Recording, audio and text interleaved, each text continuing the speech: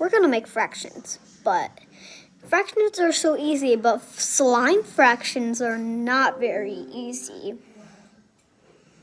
I'll tell you how to make them. First, grab a ball of slime. Ball of slime. Then, roll it up to a ball and smush it. There it is. Then, get like a paper or some kind of cardboard. Let's make like a 1/2 fraction. Cut this part. And hold on, that doesn't look very even to me. Just cut it.